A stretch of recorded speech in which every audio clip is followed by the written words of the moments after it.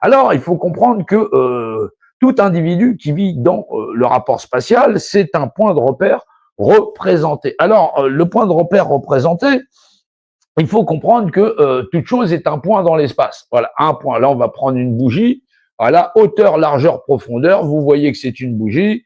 Voilà, effectivement, si je prends cette bougie, eh ben, je fais le diamètre par la circonférence et j'ai donc ce qu'on appelle pi 314 parce que ce diamètre-là, quand je prends le diamètre, si je le reporte autour de l'objet, je pourrais ne le reporter que 3,14 fois. Et donc là, on a la première connaissance de la première constante universelle. Voilà, et qu'on appelle pi 314. Singulièrement parce que pi 314, en vérité, pi ne s'arrête jamais. C'est une constante, elle est infinie comme l'univers.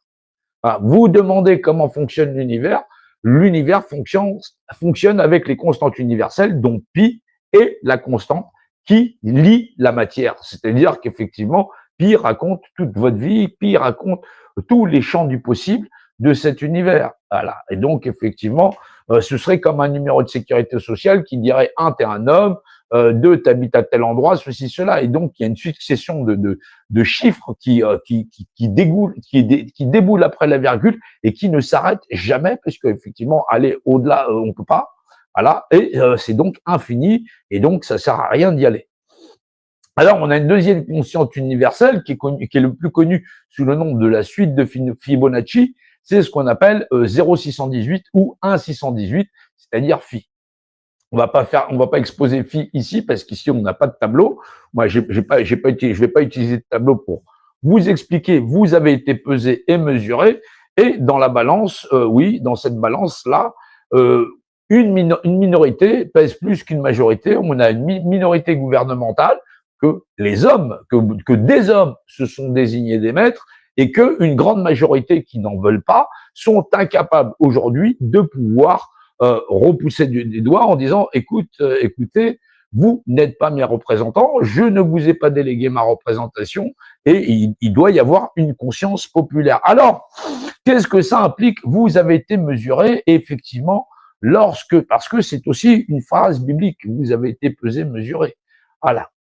Eh ben, vous êtes pesé, vous êtes mesuré, donc toute chose dans notre environnement possède une masse, une hauteur, une largeur, et donc a ce qu'on appelle des lois sur sa propre représentation. Mais toute chose dans cet univers existe ou n'existe pas par définition. On va dire que cet objet, avant qu'il ne fût créé ainsi, c'était une autre forme de matière. Il a fallu prendre des plastiques, des métaux, ceci, cela, parce que c'est un microphone. Donc, il a fallu le fabriquer avant de dire c'est un micro. Bah oui, sinon, avant, c'était réparti. C'est un petit peu comme nous, on est spontané, on arrive spontanément dans cet univers.